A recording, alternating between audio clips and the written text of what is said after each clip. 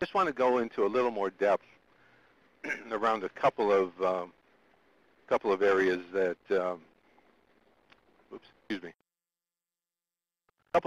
that people may find interesting. As I mentioned earlier, diversity and inclusion is a very important subject for the company. And last year we did a poll on micro-messaging. And that's really the concept that when you're engaged with another person, another colleague, your body language, how you say things, your tone, whether or not you pay attention, can say a lot about whether, well, it can send micro messages. So we asked our employees to, what they thought of micro messaging. Have they experienced it? Do they feel that they demonstrate micro messaging? And from that, we produced a follow-up story on the homepage on micro messaging that referred to the poll. Our head of the Global Diversity Office also took the findings from the poll to the company's executive council and talked through the findings and some of the things that they would engage with going forward to address the issue. Another thing in the diversity area that we're doing, and we did this last year, and we're repeating it in the next few weeks or so. The company has a CEO Global Inclusion Award, and employees have the opportunity to nominate managers who really, by example, demonstrate inclusion. And inclusion is a very broad category of, every individual brings something to the table based on their own work experience, history, culture, you name it. So every year a manager is nominated for this and the CEO makes a selection. Well, last year we tried something different. Once the individuals were nominated, we wrote a brief synopsis from the nomination form about why this individual should be considered for this award. We posted those 24 of them in total on our homepage without names. We just asked people to read them, and based on what was written there, to vote on who they would select for this award.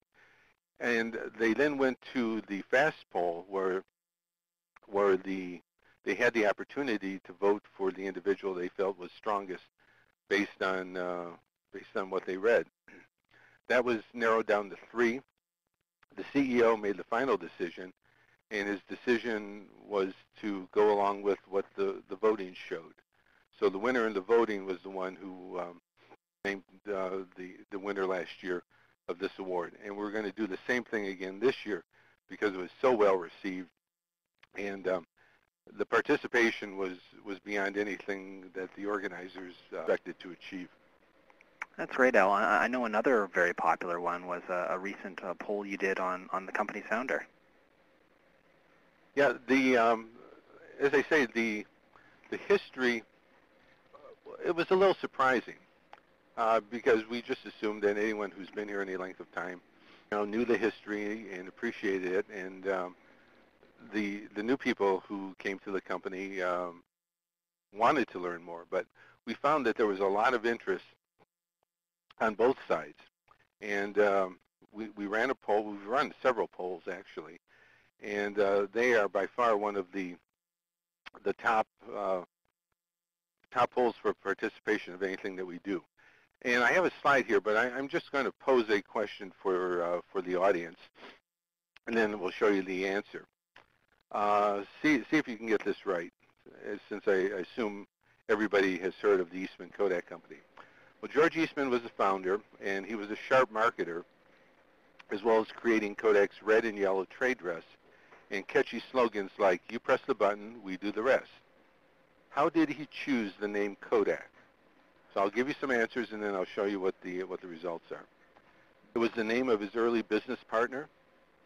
It was the town where he spent his childhood. He liked the letter K and made up the word.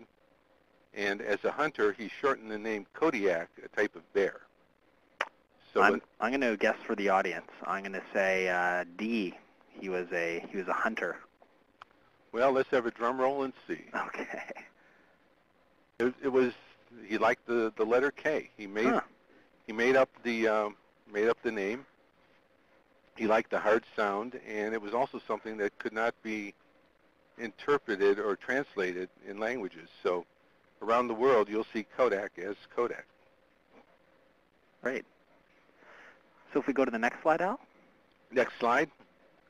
And this is another example of how we try to tie in the poll with current events or current activities. Sure. This we did a poll that linked to Kodak Gallery, which is our online photo services, and we did this to try to get a sense of what do you do with your pictures. I mean, everybody in the old days, pictures usually wound up in shoeboxes or in crates somewhere. In the digital world, that they wind up on hard drives and who knows where else.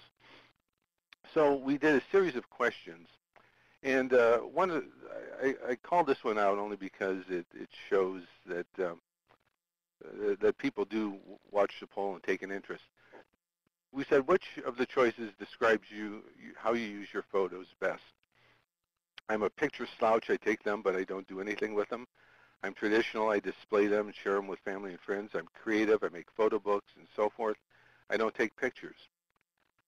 There's no right or wrong answer here, but somebody took offense at being called a picture slouch. Even though that was a self-selected category, they felt obligated to let us know that they found it offensive. And that's the other thing that we find with the poll, that regardless of what the subject is, and we always have the opportunity for employees to comment in open-ended section, they will use that avenue to comment on anything. So you may have a poll on picture taking, and you get comments on benefits or you name it, and it happens over and over again. But